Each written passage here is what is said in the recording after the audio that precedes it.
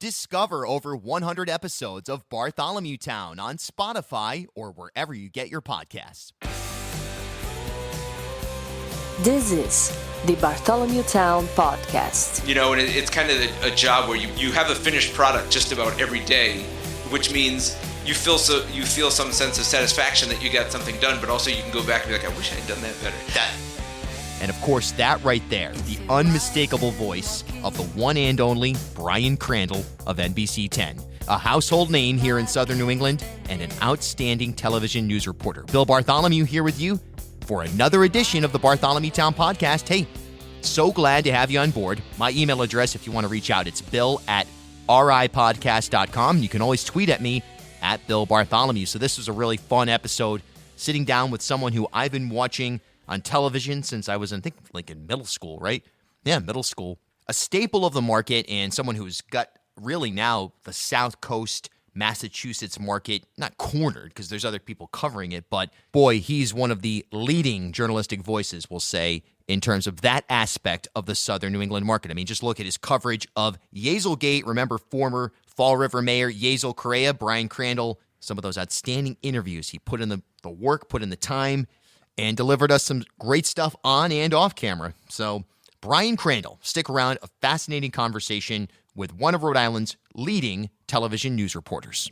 All right, so we have Trixie from Bowen's Wharf on the line. Let's talk about the boat parade coming up. Thanks, Bill. Yeah. We have the city of Newport organizes this illuminated boat parade, and right now they're inviting all boat owners, power and sail, to decorate their boats, and then on the 29th, set out from Newport Yacht Club and basically make their way through the harbor, where we invite people down to the waterfront to enjoy and bundle up and enjoy the boats as they sail by. There'll be music, and I think there'll be a live broadcast this year too. And we, of course, will have live music and lots of sip and shops. So there'll be plenty of ways to stay warm. Thanks, Trixie. Thanks, Bill. All right, a few procedural matters to get to. No new episode this Friday. Use it as an opportunity to catch up on an episode or two you may have missed from the over 145 episodes there waiting for you at ripodcast.com, bartholomewtown.com, or on your preferred pod app. And while you're there on your preferred app, if that's the direction you go, please, if you don't mind, subscribe, rate, and review. It helps us, and it doesn't cost you anything other than maybe 30 seconds or so. So Bartholomew Town listeners would be very appreciated if you had a second sometime over the holiday. Get on there and subscribe, rate, and review. Helps the cause. Okay, without further ado, let's get to it with Brian Crandall of NBC10. Yeah, I never would have imagined myself being characterized as the old guard. Right. I've been there a little more than 20 years, but then there's people who've been there like 30, almost 40 years who just about everybody in Rhode Island knows. Right. I'm somewhere in the middle. I guess so, right. What's it like working in a legacy brand? You know, because you obviously have carved out your own persona, but Channel 10, you know, there's a certain expectation. There's so many people that have their eyes on that brand and have had it there for so long. Is that a specific challenge to uphold? I've just tried to set high standards for myself. I like you, I grew up watching Channel 10. I grew up in Westerly. I was interested in the news. I was interested in a career in journalism from I would say a fairly early age. I guess I never pictured that I would be there. I mean, to be there, I don't know if it's ever really sunk in. I did an internship there during college and then got a job there later. But I think it's more about just setting a high standard for yourself. But yeah, to walk through the door and to talk to people like Patrice Wood and Gene and Jim Taricani, Frank Coletta, and just on and on and on, Frank Carpano and people who've been there, who I watched growing up, and then I worked with for 15, 20 years. Yeah. It's a great place to work. It's knock on wood, a stable place to be.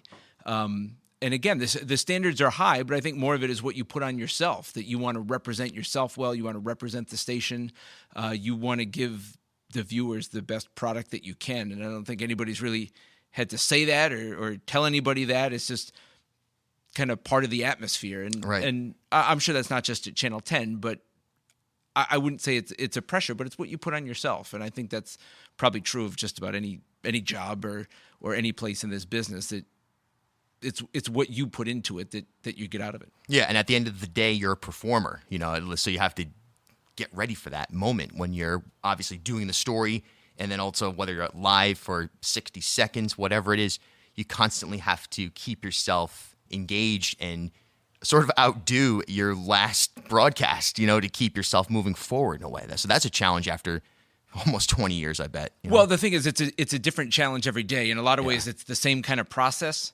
but almost no 2 days are ever alike, and that's what keeps you on your toes in a lot of ways. And you may be following the same story over and over again, but again, no 2 days probably ever go the same. It's like you're either trying to track somebody down to do an interview or get information. Some days, most of the work you need to do may happen early. It seems a lot of times it happens late, and you're pushing up against the deadline to be on the news, whether it's at 5 or 6 o'clock, and then to be on live TV just about every day. Again, you get used to it, but you also don't, and you got to be ready for that and make sure you're prepared. Now, as broadcasting is expanding, changing, I mean, we're still years and years away, I think most people would say, from the point where the antennas are coming down, you know what I mean, where they're going to become scrap metal, and then television is no longer television. But in the interim, Channel 10, other networks or other stations, whatever it may be, are starting to expand into the digital space. Instagram or YouTube, or certainly your own website, turn210.com, which has been around forever. Yeah. But is that something you're factoring in? Well, it's interesting. I've been there for 20 years. I've been out of college for more than 20 years. And I think people have been talking about that ever since then. Like, what's going to happen to TV news? Yeah. Is TV news going to go away? Is the traditional, nightly broadcast going to go away? And I don't want to sound like the old person, but I still think there's a market for people who want that regularity of knowing what the news is at a certain time. And sure, there's plenty of the digital age and on demand and just going to the website or going to anywhere to get information right away. And I think, we do that as well. But I think there's always going to be a place for people who tell the story. Yeah. People can post videos and people can put information out there. But again, I think people want someone to tell the story, or at least help relay the story to them. And again, whether it's a podcast or, whether it's through Instagram or Facebook or something like that, the delivery method may change. Yeah. But I think hopefully for a while there's going to be a place for people to tell stories and tell good stories and find the information for people. And I think, what we've seen over time, and even in recent years too, is especially people want journalists to ask questions of people in authority. They want people who are their eyes and ears out there to hold people accountable. Where are their tax dollars being spent? What are decision makers that they've elected doing? And again, I think there's a place for that, and a place for professionals to do that. Yeah. And again, a place for people to tell stories. Again, the delivery method may change at some point away from that. I think Providence is a unique TV market in that way, in that I think a lot of people watch TV news in our area that may not be true in other parts of the country, especially bigger cities where TV stations are fighting over a very small market, relatively speaking, of people who are watching the news, where I feel like here we have not just Channel 10, but overall a lot of people interested and engaged and wanting to know what's going on. Right, and there's someone else brought this up, and it may have been like R.J. Heim or another 10 personality, that the dominance of particularly the 6 o'clock newscast, even the 7 o'clock newscast, all the newscasts in terms of within the market, but people get out of work at 5. A lot of them, it was Tim White actually in Channel 12 who mentioned this, that people get out of work at 5 in Rhode Island, they're home at 5:20, they're ready to watch the news at 6. Whereas living in Brooklyn, I mean, forget about it. You might be out at 5 or 6 o'clock. By the time you're home, 7:30, no chance you're catching the evening newscast. So I think that helps make news so relevant to Rhode Islanders. It's similar in talk radio, where else in the U.S. is there a live local talk radio station with the lines blowing up all the time. I mean, Right. that's a rare thing. Right, and apart from the commute from people's work to their home to watch TV, I think it's just the proximity and kind of the closeness of Rhode Island in general, and southeastern Massachusetts, that you feel like you know the people, right? It's whether it's the politicians or people who are in the news. You feel like you're not that far removed from it. You know what I mean? And I think it's that whole familial thing. Again, people, I think, just want to know what's going on. The history of the politics in our area is just fascinating, and I think that plays into it too. And it'll be interesting to see the younger audience and kind of to see what they're interested in, and if they're interested in the same things going forward. But again, that's what I've heard for years too. It's like, okay, what happens when the audience gets younger and younger? But for the most part, I think we're still doing pretty well. Yeah. What about some of the legacy figures that have moved on from this world, from Channel 10? Certainly Jim Terracani, obviously Doug White. There are a lot of people that are legendary broadcasters that you had the chance to work with. What was that like? Again, probably early on, because I worked a lot of nights. Like Doug was somebody who I would, he worked nights as well. Yeah. He was just a genuinely nice guy, who took an interest in what you were doing. Jim as well. Again, the standard just set so high with what Channel 10 means. I remember early on, I'd been there like 2 or 3 years, and Jim had the Plunderdome tapes, and everybody kind of knew something was coming. And I don't know if you remember, it was the tape that was used in the trial. Oh, yeah. Of one of Buddy Cianci's Carenti, taking a bribe on camera, and one of the undercover surveillance tapes, and Jim got a hold of it. Obviously, that's what led to him landing in court and then being on home confinement. But just to be around at that time and to see the work that he was doing was just, again, it was like I didn't even at that point consider myself anywhere near the same league, and I still don't. So it's just, again, I think it's the presence of those folks and what they meant to Channel 10 and again the legacy, and I think it just kind of like you absorb it almost by osmosis that these are people who have done really good work for a long time, and people appreciate that, and you just hope to continue that in some fashion and never be as good.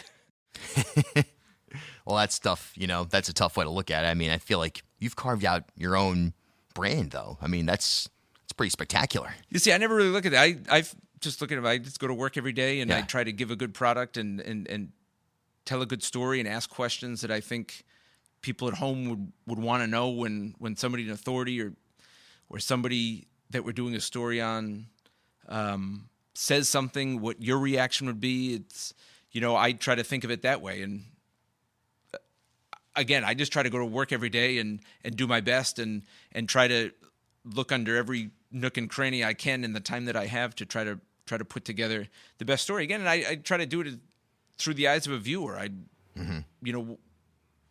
In school, I was taught to try to tell the story like to your friend sitting on the couch. And, And I try to do that in a way, try to do it professionally, but also in a way that people find interesting. And again, asking the questions that I think most people would want to know the answer to. And sometimes I know I get that wrong, and hopefully more times I get it right. But sometimes I look back at when I, ask questions, or I look back at the interview and I'm like, I wish I would have asked this, or I wish I would have asked it differently. And it's kind of a job where you have a finished product just about every day, which means you feel some sense of satisfaction that you got something done, but also you can go back and be like, I wish I had done that better. That is the daily content process. With live broadcast or with being on a deadline on a daily basis, you really have to rely on your instinct and your talent. Otherwise, you really are just going to second guess yourself all day, I think. Yeah, and the live broadcast part of it, I mean, you can like stumble over words sometimes, and I don't. Usually, unless I totally forgot what I was going to say, I don't get too worried about that. It's looking back, and it's like if you're doing an interview with somebody, and it's like I should have asked this question differently, or they said something that I wish I would have had a different question to. That usually, or I should have made this one other phone call or looked in this other direction. That's the stuff that I tend to second guess with myself. When you go on live TV, it's sometimes things happen and you get tongue-tied over your own words or something like that. And sometimes there's something to learn from that too. Like, okay, maybe that combination of words doesn't work so well, or taking some kind of approach doesn't work. So, sometimes we try to be creative. Unfortunately, I think a lot of the kinds of stories I do don't really lend themselves to that sometimes. Yeah. But that there's always that process that you go through. But yeah, again, you can always look back and say, I wish I would have done that better. Absolutely. Competition in the market has, it's kind of changed a little bit. I've been hammering this home in the podcast, especially talking with media personalities. The Boston Globe's entry into the market, Public's radio expanding, more content from independent journalists as well. WPRI says they caught Channel 10 in some newscasts, according to some of the rating systems, whatever. It's a little different than it was before, when you had Channel 10 as such a distinctly dominant brand. Now you at least have people who maybe go from personality to personality. It's shifted a little bit. How does that factor into your work as you're out there in the field? Yeah, again, I don't look at it as any different. I feel like I'm always in competition, right? Yeah. I am by nature a competitive person. I want to put the best product on. I guess, again, I think I'm my toughest critic, but I know that there are other reporters out there often working on the same stories, and I want to do a good job. And, the thing is, it's like I know almost all of them. We see each other all the time, and we're friendly, and I like a lot of I like everybody. I've never really had a problem with anybody that's in the market, and I think it's a great atmosphere in that sense to work in this market, because I think there are so many people who are just dedicated to what they do and, again, interested in journalism, interested in the process, that they want to put a good story on, but at our station, at the other stations, at the newspapers, and it drives you to want to do your best. Not that you wouldn't anyway, but there's stiff competition out there. Yeah, no, I think it's a really good thing, a really healthy thing for sure. For me as a consumer, and it's also now entering the mediascape. It's just nice to have a different set of stories. I guess what I'm excited about with the Boston Globe is that they seem to be taking on, an Ed Fitzpatrick's going to take on a story that, or the Amanda Milkovich in Bristol, breaking stories that while you're out in Fall River, patiently waiting for the mayor to exit City Hall while everyone else has gone home to dinner. You're there waiting for that interview. They're out there doing something different. And now as a consumer, we get this highly in-depth news rather than three stations chasing down fire trucks. Well, I think more than anything, it just speaks to the fact that there's a need and a market for it, that people want quality journalism, wherever it's coming from. I think, the fact that outlets are expanding and, we've added staff. I think other stations have added staff. I think that shows that there's a market out there for people who want quality journalism and good storytelling, and people asking questions and bringing them important stories in their community every day. Where did you go to school? Because you're a native Rhode Island, native of Westerly? Yeah, I grew up in Westerly, so I went to Westerly High School. Loved it there. I had a friend and I did a radio show on the local AM station. WBLQ? No, it was before that. It was WERI. So this is back in the early 90s. Wow. I went to Westerly High School. And then, as I said, I was interested in journalism in high school. For a while, I love sports, so I thought I wanted to do like sports journalism. And somewhere along the line, I kind of changed my direction because I like politics. I like current events. Yeah. And then by the time I went to college, that's what I knew I wanted to do. And I went to American University in Washington, D.C.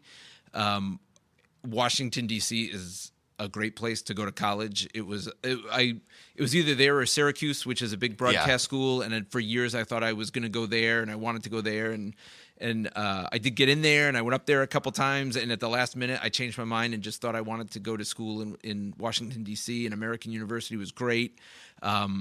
The program was good. Being in the city, I did a number of internships in Washington, D.C. I did an internship I did a semester in London and did an internship at NBC News when I was there. I did an internship at Channel 10 the summer before my senior year, and as they say, one thing led to another. So yeah, I went to school for broadcast journalism.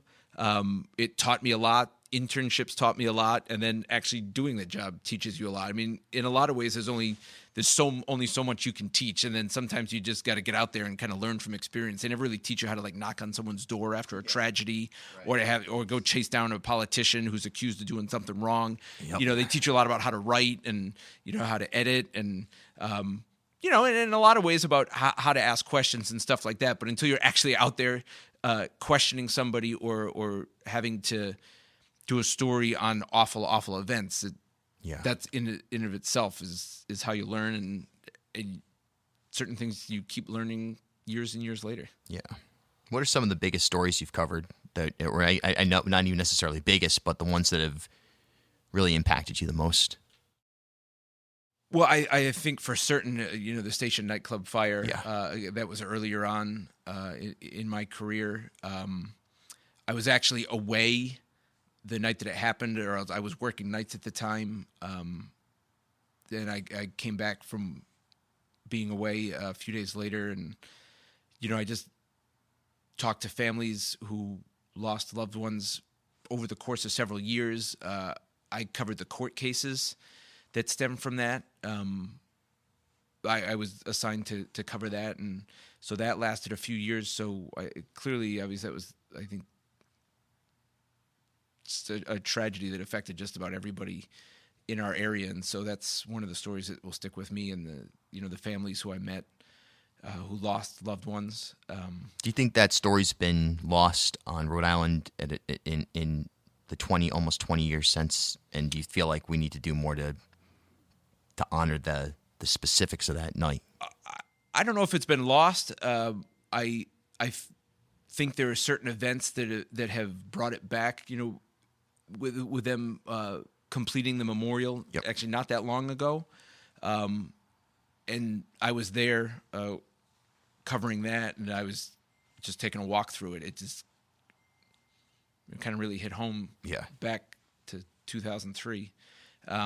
So clearly that was one of the most impactful stories. I mean, there's the big political stories. I would say the one that we're doing now on Jazel Correa in Fall River is one of the ones that I have followed along the course, probably I would say the longest during my career, other than the station fire, in terms of covering one story. I mean, he got arrested once last year and then again, and it just kind of lended itself to ongoing coverage. I mean, there's big weather events, that come and go, but some of those images stick out in my mind. Where there's a couple of blizzards in 2013 and 2015, and Superstorm Sandy. I remember going back down to Westerly, where I grew up in Charlestown, where like houses were moved off the beach and things like that. People sometimes ask me like, what story do you remember the most, or what interview? And sometimes it's hard to think back. Over all that time, but I think definitely the station fire, because of the scope of it and how many people were affected by that, and again, it's over the years I've unfortunately covered a lot of tragedies, and there are families I've met through those stories that have had an impact on me just because of how they've dealt with the awful situation that they're going through. Yeah, that's why we have human beings doing journalism. That right there. And then the more that we pull humans out of that storytelling, one way or another, whether it's through, over editing or, top-down orders in terms of what to cover, or just frankly, actual automation of news distribution. I think that we're going to lose the human to human storytelling that you provide there. That's your greatest talent, really. Yeah, and as I said, unfortunately, in this business, we cover a lot of awful things, and you really never get used to that. And people sometimes ask, like, why do you try to talk to people who are in these situations? It's like, well, sometimes people want to talk, and they have a story to tell. They want to remember a loved one that they lost, or there's unfortunately a lesson to be learned, or or there may have been something that went wrong that led to the tragedy, that something may need to be changed later on. And kind of the station fire story had all of those components to it. So it's a hard part of the job that you never really get used to, but it's also an important part to tell people those stories. And I can understand why people get upset sometimes about some of the sensitive stories, but I also know that there are people who are involved in some of those stories who have a story to tell. Last question, Rhode Island as a whole. You love it here? I do. I grew up in Rhode Island. I have lived in Massachusetts for a number of years now. Oh, have you? Okay. I do, but I always consider myself a Rhode Islander. Yep. It's just a unique place to be, not just to live. I love the beach. Yep. I love a lot about Rhode Island. I think as a journalist working in Rhode Island, it provides, again, just that proximity and that closeness, whether it be covering political stories or the access. In not a lot of other places you just go up and talk to the governor or the Speaker of the House, or no matter what you think of them, it's like there is just a closeness about Rhode Island that maybe come from the geography or maybe not. Yeah, right. That is just a fascinating place to be, and I think a lot of people who grew up as Rhode Islanders love it because of that, and just the many experiences that you can get within a short drive. I know many of us think it's a long drive, but you can get across the state basically from corner to corner in an hour, and it's just it's a fascinating place, and it's a lovable place. It's just it's a fascinating place, and it's a lovable place. As always, thanks so much for spending some time here on the Bartholomew Town Podcast. Remember, no new episode this Friday, but I'll be back next Tuesday with brand new content all the way through the year. Have an outstanding Thanksgiving, and until next time, I'm Bill Bartholomew. We'll talk soon.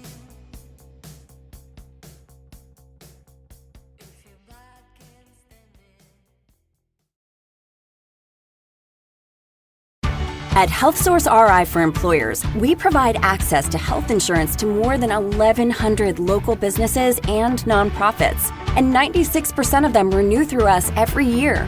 Maybe it's our choice of 19 different health plans, our 10 years of customizing solutions, or our one local team of dedicated experts helping employers find quality health insurance.